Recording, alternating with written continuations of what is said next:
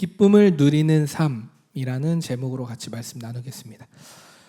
요즘 들어 제가 좀 생각하는 것 중에 하나가 뭐냐면 그 신앙의 삶이 마치 방탈출과 같다는 거예요.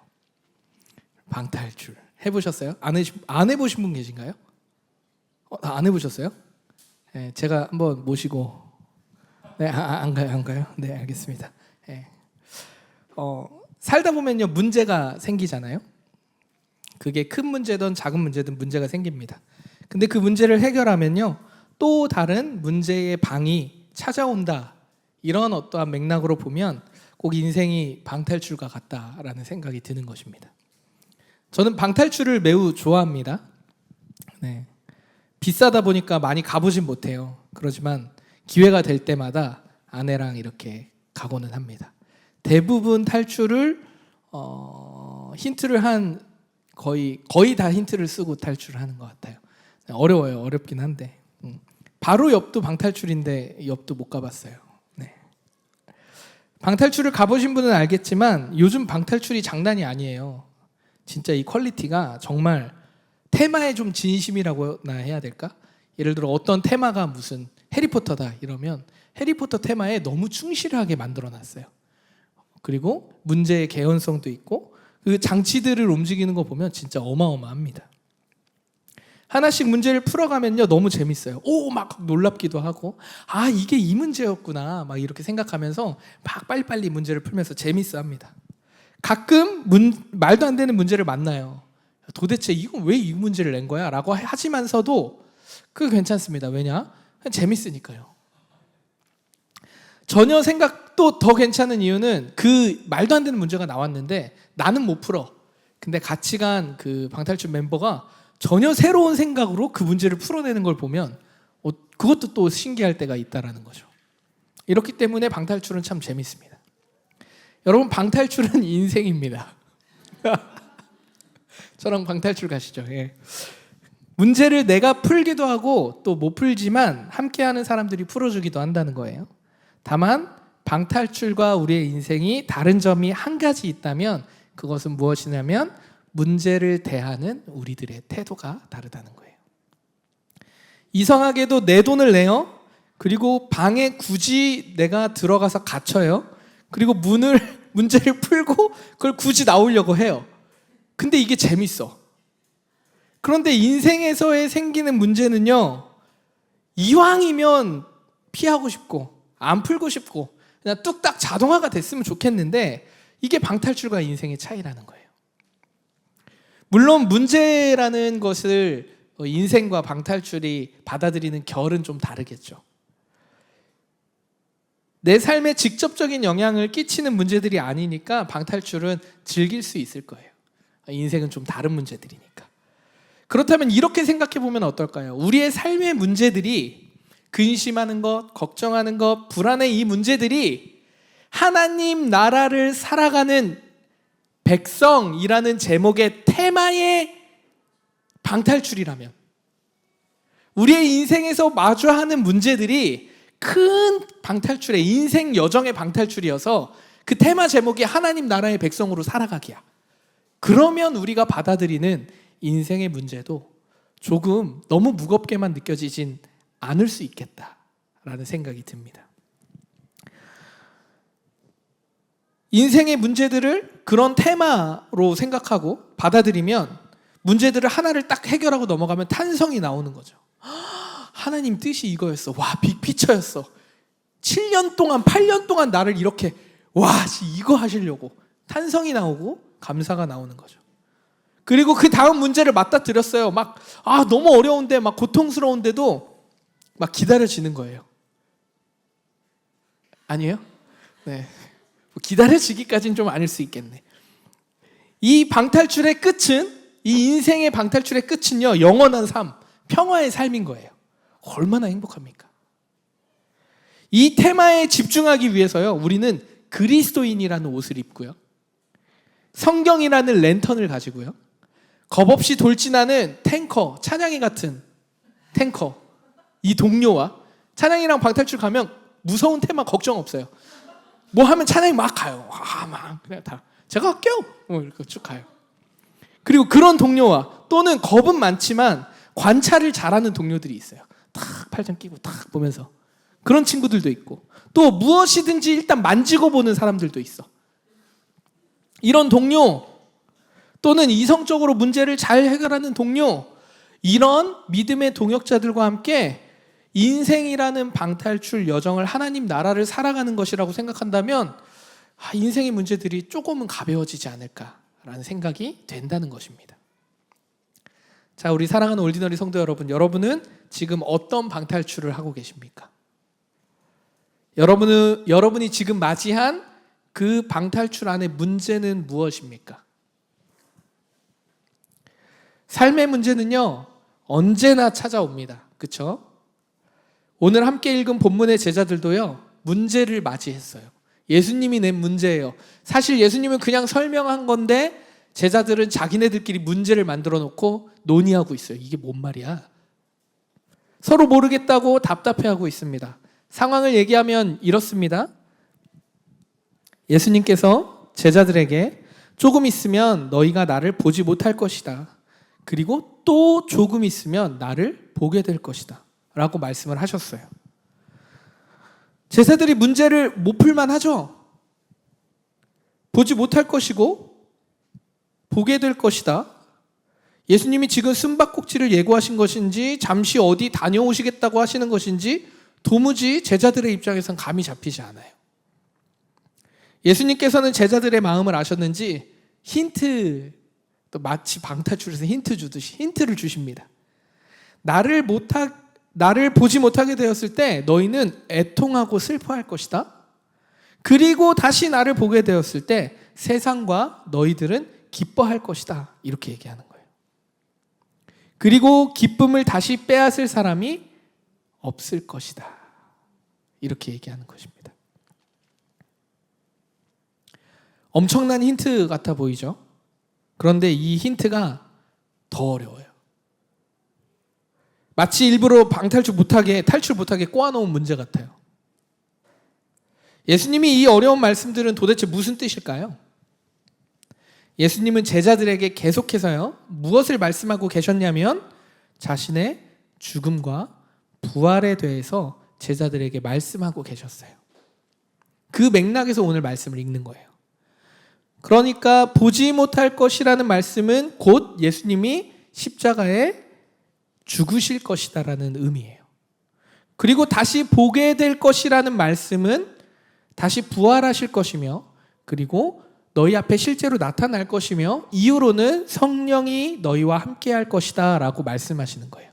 오늘 본문 바로 앞절에 보면 성령에 대해서 얘기하시거든요.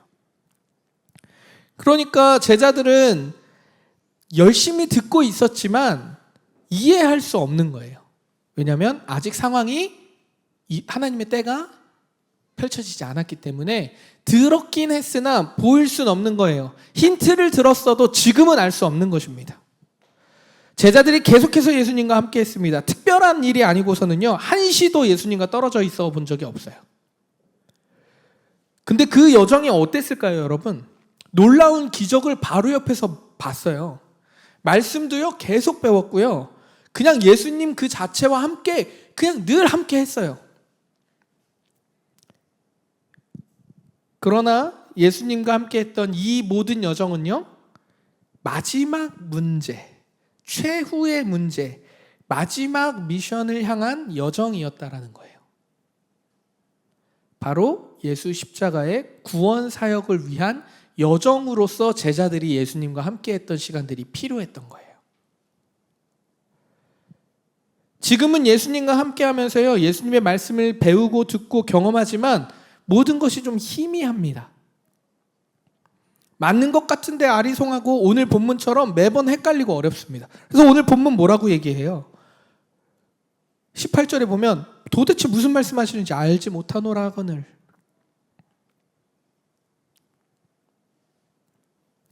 매번 헷갈리는 거예요. 근데 그게 우리의 인생과 같아요. 우리도 문제를 맞이하면 이 문제를 해결하고 싶은데 도대체 알 수 없는 거예요.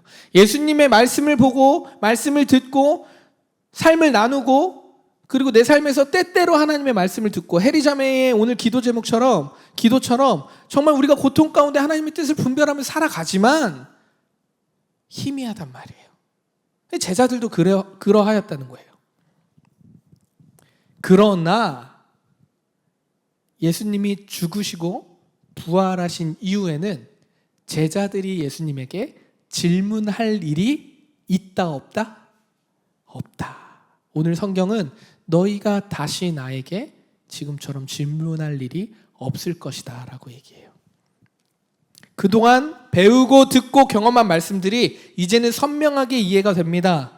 비로소 진정한 제자가 되는 거예요. 알게 되는 거예요. 예수님이 죽으시고 부활하신 이후에 제자들 앞에 딱 나타났을 때 제자들이 보고 그제서야 비로소 깨닫는 겁니다. 아, 예수님이 그냥 인간으로 오셔서 좋은 말씀 나누시던 분이 아니었구나.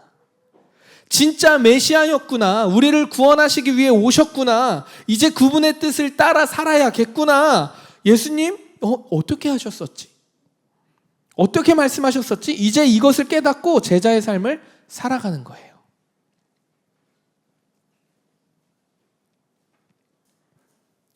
근심과 슬픔과 불안이 기쁨으로 변하게 될 것이라는 말씀이 바로 이 말씀입니다. 우리의 삶에 근심이 있습니다, 여러분. 슬픔이 있고요, 불안이 있습니다. 그러나 이 모든 것들은요, 그리스도 예수를 믿을 때 기쁨으로 변할 수 있다는 거예요. 세상은 이것을 몰라요. 세상은 노력해서 지금보다 더 나은 삶 또는 지금의 그 문제를 해결할 수 있는 솔루션을 제공받아야 해결할 거라고 얘기해요. 맞아요. 해결되면 기쁩니다. 그러나 본질상 우리의 영혼 가운데 기쁨을 누릴 수 있는 것은 이 세상의 것에는 아무것도 없습니다.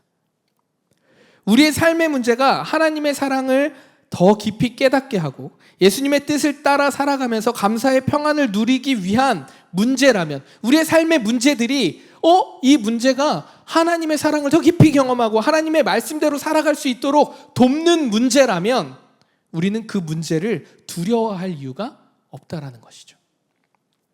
우리는 기꺼이 우리의 삶의 문제를 담대하게 묵묵하게 오히려 받아내야 할 것입니다. 그냥 버티라는 게 아니에요. 하나님 말씀 보고 들으며 하나님의 뜻을 물으며 살아가야 된다는 거예요. 힌트가 거기에 있습니다. 답이 누구에게 있기 때문이에요? 하나님께 있기 때문이에요. 우리의 근심과 불안, 슬픔이 여러분 어디에 있습니까? 한번 생각해 보십시오. 지금 내가 가진 근심, 불안, 슬픔 있다면 이게 어디에 있습니까? 혹시나 오지 않을 미래와 답답한 현실에 있습니까? 내가 언젠간 죽을 텐데 그때까지 내가 어떻게 살아야 되지? 인생의 막막한 현실 또는 조금 더 나은 삶을 위해서 답답해서 오는 불안이십니까? 어떤 것 때문에 불안하고 근심하고 염려하는 것인지 우리가 생각해 봐야 되겠죠. 근데 계속해서 말씀드리지만 만약 이 근심과 불안과 슬픔이 하나님의 살아계심을 보기 위한 미션이었다면 우린 조금 더 적극적으로 그 문제를 대해야 할 거예요. 보고 듣고 묻고 생각하고 나누고 행동함을 통해서 그 문제를 해결해야 합니다. 그리고 하나님이 살아 역사하셔서 나를 돌보시고 하나님의 뜻을 이루기 위해 나를 사용하시는구나 라는 것을 깨닫게 되어야 된다는 것이죠. 보통 기쁨은요, 우리가 가진 문제가 해결될 때 기뻐지잖아요. 맞아요. 삶의 고통이었던 어떠한 문제들이 해결되면 기쁨이 찾아옵니다. 그러나 진정한, 성경이 말하는 진정한 안식, 진정한 자유, 참된 기쁨은 무엇인지 아십니까? 그 고통의 문제를 해결하는 분이 하나님이시고 그 하나님이 나의 하나님이라는 이 사실이 우리에게는 아멘이라고 대답할 수 있는 가장 중요한 본질이라는 거예요. 그것이 우리에게 가장 진정한 기쁨이라는 거예요. 하나님이 해결해 주신 것에 기뻐하는 것으로 끝이 아니라 이게 해결해 주실 분이 하나님이신데 이 하나님이 나의 하나님이구나 라는 사실을 깨달았을 때 우리는 진정한 기쁨을 맛보게 된다는 겁니다. 믿으십니까? 아멘. 여러분, 우리가 늘 느끼는 거지만 고통의 문제가 지금 좀 넘어가면요 또 다른 문제가 찾아와요. 고통의 관점에서 보면 그렇죠. 미션의 관점에서 보잖아요. 이 처음 맞이했던 고통 때문에 내가 얼마나 성숙해졌는지 몰라요. 그래서 그 고통 때문에 보고 배우고 느꼈던 것들을 다음 고통을 맞이했을 때 사용할 수 있어요. 또는 비슷한 누군가가 고통을 당할 때 사랑하고 섬기고 도울 수 있는 것입니다. 그래서 고통이 우리에게 얼마나 큰 유익인지 우리가 좀 깨달을 필요가 있어요. 물론 감당 못할 고통들도 있어요. 아무것도 할 수 없이 주저앉고 눈물만 흐르는 그런 고통들도 있을 수 있습니다. 그럴 때는 누구의 도움을 받아야 돼요? 믿음의 사람들, 함께 우는 자들, 함께 기뻐하는 사람들이 그 옆에서 지켜주는 겁니다. 같이 울어주는 겁니다. 그 시간을 함께 보내주는 것입니다. 이게 고통을 이기는 방법 아니겠어요?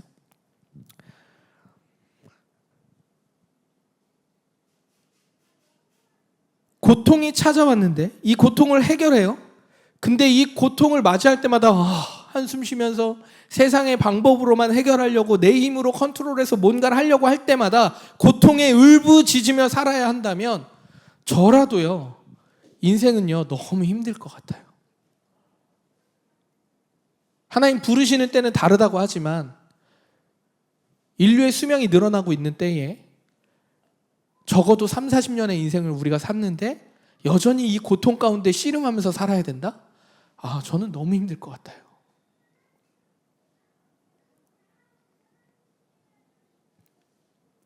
하지만 우리에게 희망의 소식이 있습니다.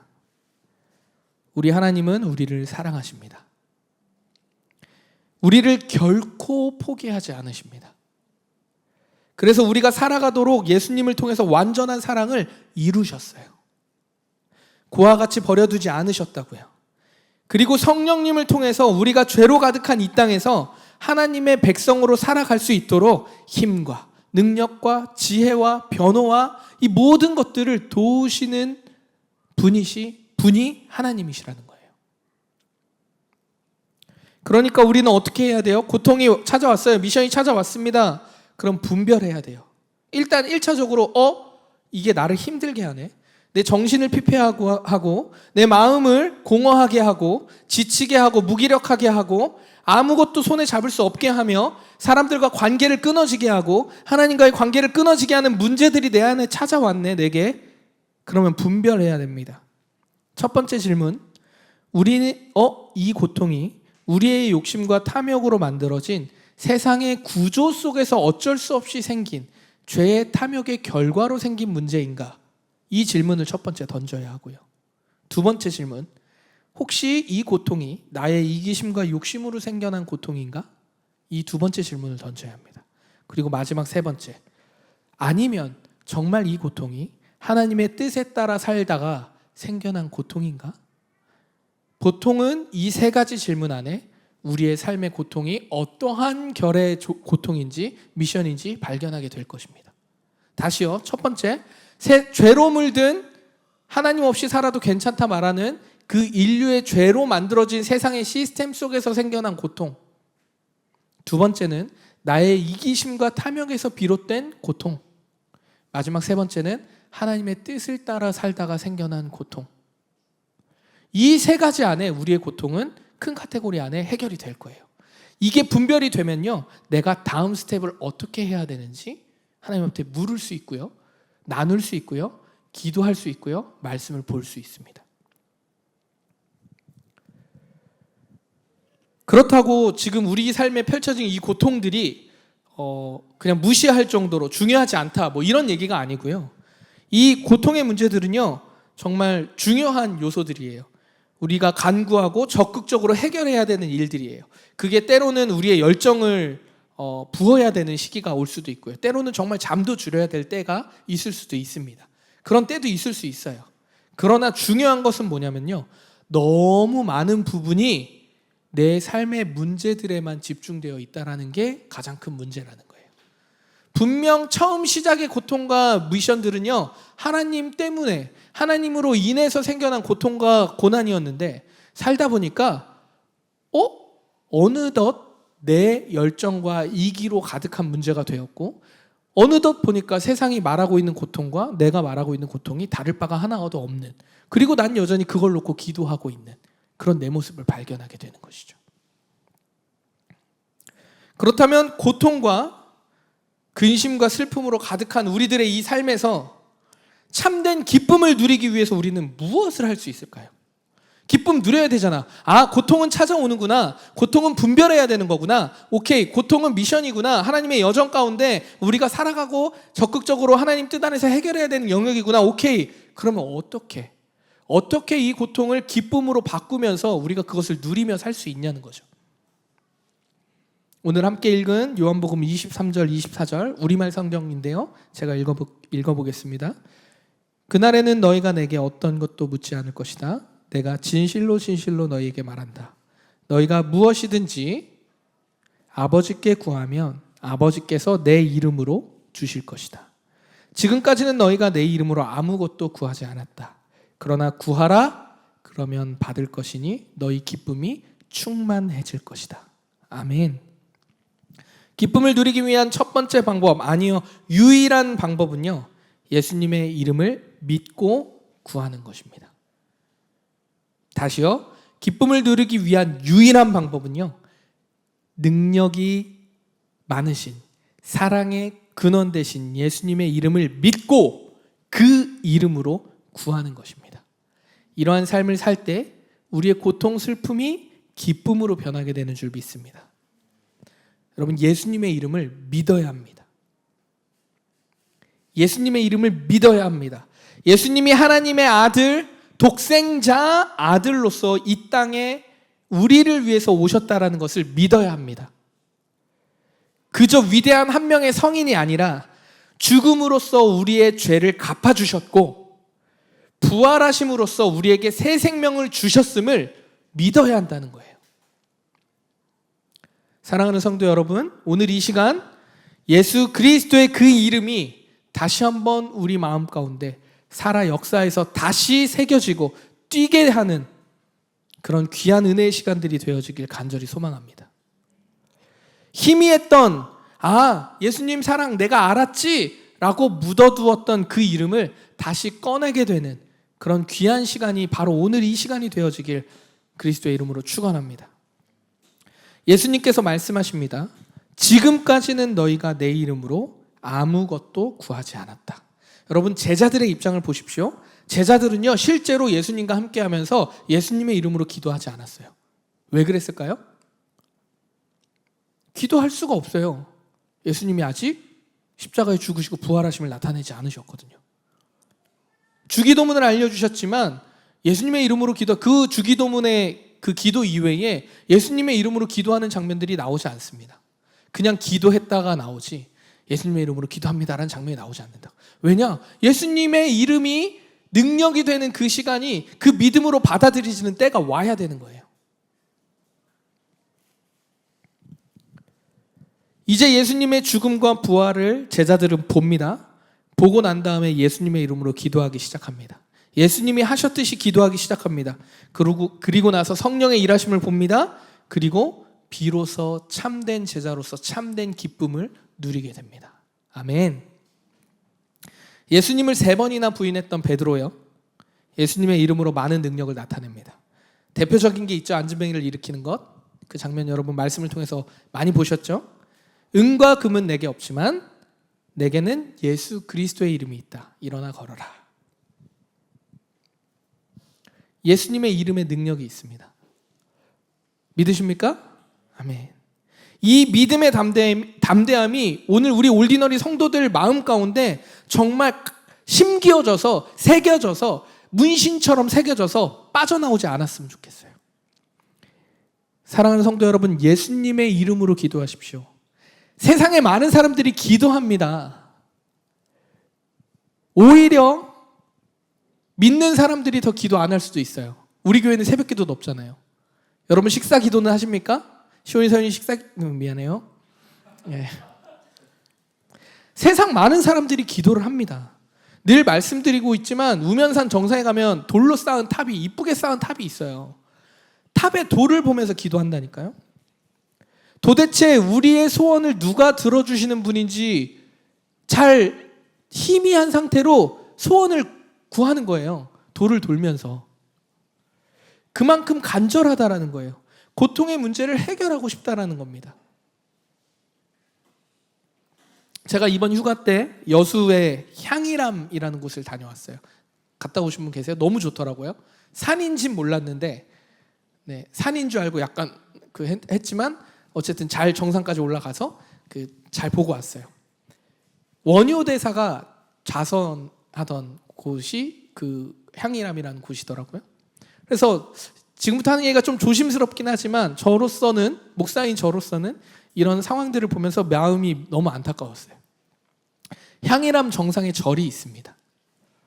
관음사 이런 식으로 뭔가 절이 이렇게 몇 군데가 있더라고요. 다 같은 절이겠죠.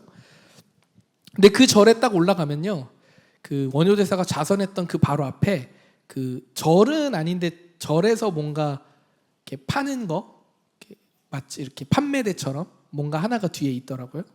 근데 거기에 뭐라고 적혀 있냐면 100일 기도, 출산 기도 등등 해서 100일 기도는 얼마, 출산 기도는 얼마, 이런 식으로 해서 이렇게 다 적혀 있더라고요. 생각보다 사람들이요, 돈을 내고 거기서 그 기도를 많이 사요. 그리고 기도를 요청합니다. 그래서 그게 다 이렇게 앞에 기와장에도 쓰고 다양한 물품들의 이름을 적고 날짜를 적고 이렇게 다 모아두더라고요. 그 앞에 이렇게. 그리고 그게 어느 정도 기간이 해서 쌓이면 모아서 타임머신 캡슐에 넣어서 또 보관해서 또 기도를 한대요. 제가 타 종교를 무시하자는 것이 아니고요,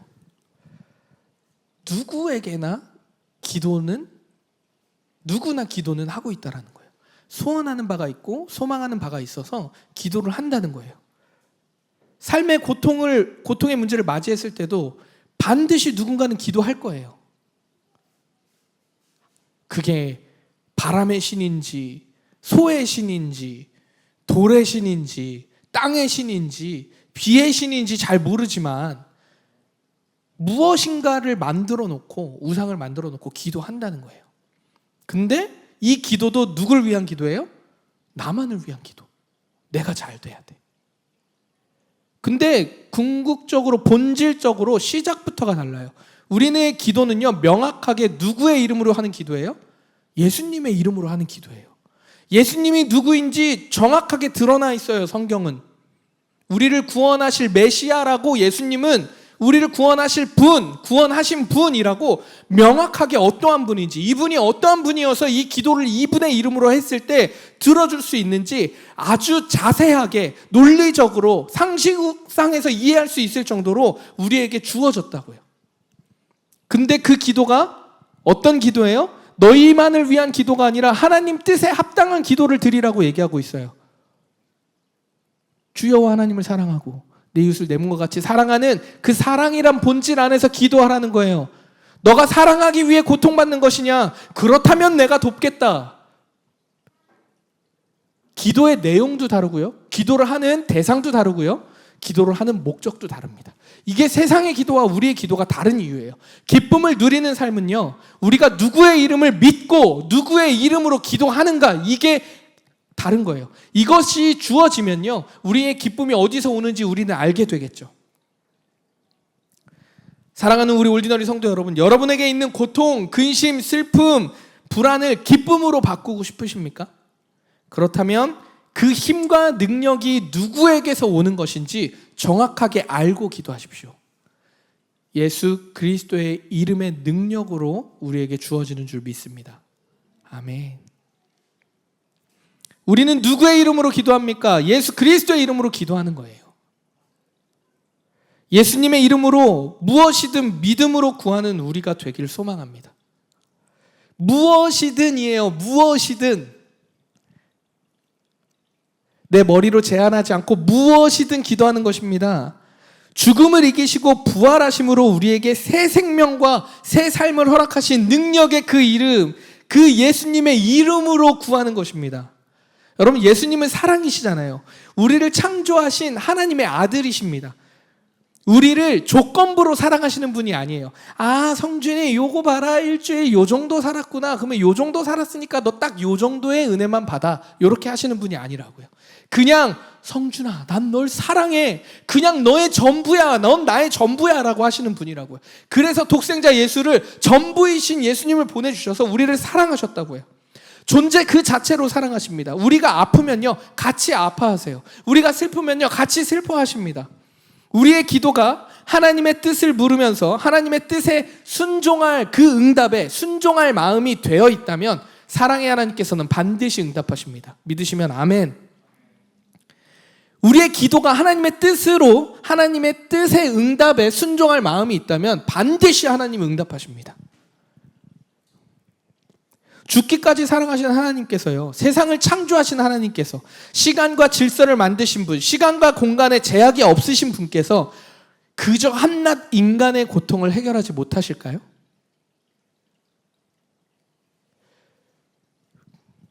고통스러운 우리의 삶에 응답이 없는 이유는 정말 많겠지만 여러 가지 큰 의미적인 의미로서 우리가 좀 응답받지 못하는 이유를 의미로 좀 살펴보면, 첫 번째는 하나님의 때가 되지 않았거나, 두 번째는 우리의 기도가 하나님 뜻에 합당하지 않았거나. 말씀을 정리하겠습니다. 제가 자녀를 실제로 낳아보진 않았어요. 그러나 저에게는 4명의 딸이 있습니다. 소인에겐 아니.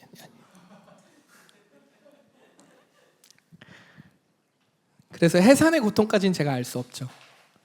그러나 4명의 자녀를 기르면서 많은 생각을 하고 또 느끼고 경험하게 됩니다. 첫째 아이가 태어났습니다. 2년 후에 둘째 아이가 태어났고요.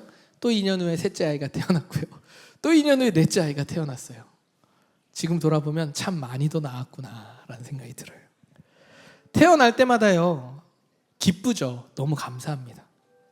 그런데 기쁘기만 할까요? 여러분 지금 잠깐 상상해 보십시오. 여러분에게 4명의 자녀가 2년 터울로 계속 태어나. 기쁘기만 하십니까? 큰일이다. 어떻게 먹여 살리지? 이 똥멍충이. 이런 근심과 걱정이 왜 없겠어요? 그런데요, 놀라운 것은요, 아내에게 티도 안 내고 아내도 저에게 티를 안 내고 그렇게 뱃속에 아이가 있다가 태어나잖아요. 그러면요, 언제 그랬냐는 듯 정말 그냥 자녀를 위해서 기쁨으로 살아갑니다. 빵긋빵긋 웃고 밥 달라고 울고 할 때마다 가끔 이렇게 때리고 싶기도 하지만 그래도 기쁩니다. 그 존재로 신기하고 놀랍고 감사하고 말로 형언할 수 없는 기쁨이 있어요. 저는 이것이 사랑이라고 생각해요. 걱정, 근심, 슬픔을 이겨내는 것은요, 사랑이에요.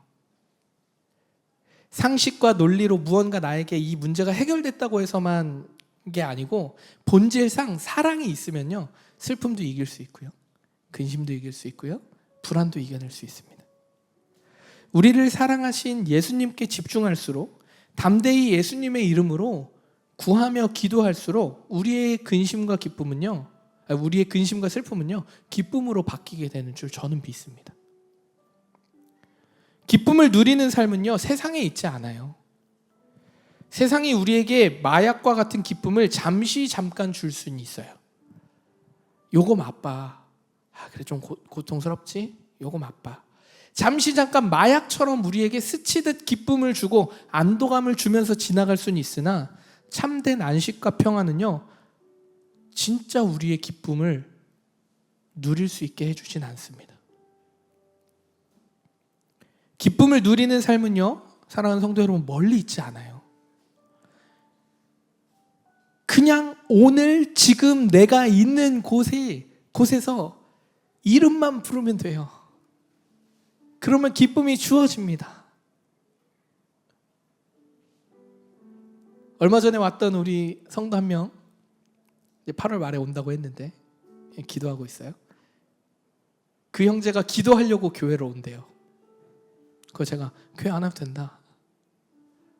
목사가 미쳤지, 교회 안 와도 된다고. 그래서 되게 담대하게, 저는 진리를 얘기해야 되니까, 교회 안 와도 된다.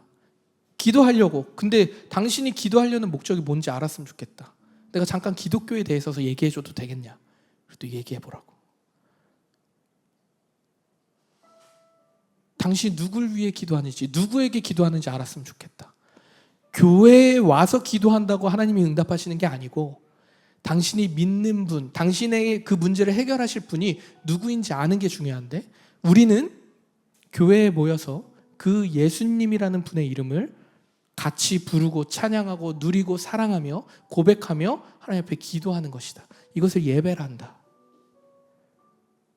진짜 당신이 고통의 문제를 해결하고 싶냐?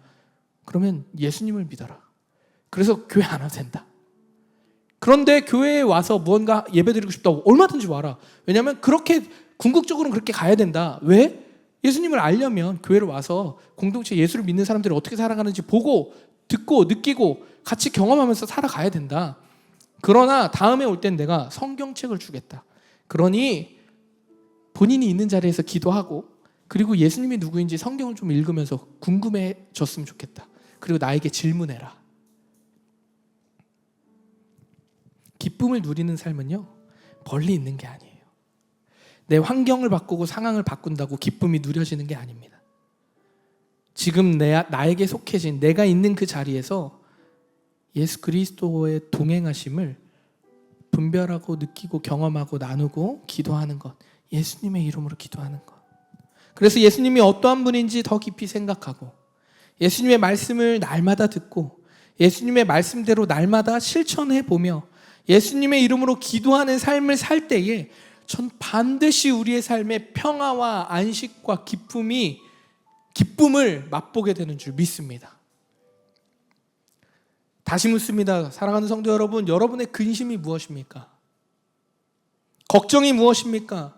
여러분이 가지고 있는 슬픔, 불안 어디에 있습니까? 죽기까지 사랑하신 예수 그리스도의 사랑을 붙잡으시길 그리스도의 이름으로 축원합니다. 예수님의 이름으로 여러분의 쓸 것을 기도하십시오. 일용할 양식을 놓고 기도하십시오. 고통의 문제를 해결하실 분이 하나님이십니다. 당신만이 하실 수 있습니다. 라고 믿음의 고백으로 기도를 드리십시오.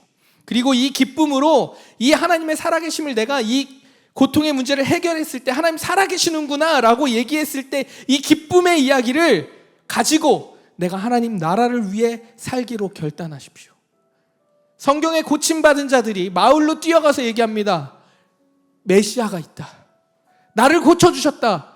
믿지 않는 유대인들이 와서 물어요. 당신의 눈을 고친 사람이 도대체 누구요? 예수요. 처음엔 몰랐다. 저 사람입니다. 예수요. 3번, 4번을 물어봐요. 유대인들이. 왜 당신들은 내 말을 믿으려고 하지 않습니까? 나를 고치신 분이 저 예수라고요. 나는 있는 그대로만 얘기한다고요. 근데 당신은 믿으려 하지 않습니다. 사랑하는 성도 여러분, 예수 그리스도의 이름을 믿으십시오. 여러분의 삶이 변한 것, 이곳에 예배를 드리는 것, 삶에서 감사라고, 보이지 않는 영역이지만 감사라고 고백할 수 있는 것, 손에 쥐어지진 않지만 내 삶의 영적인 풍성함을 누리는 것, 감사를 고백하고 모두 호흡하는 것, 그 모든 것에 감사와 찬양을 볼 수 있는 눈과 마음과 행함이 생긴 것, 다 하나님의 은혜입니다. 아니었다면 내 힘으로 된 거죠. 세상 사람들과 다를 게 하나 없는 거예요. 이것이 바로 기쁨을 누리는 삶입니다.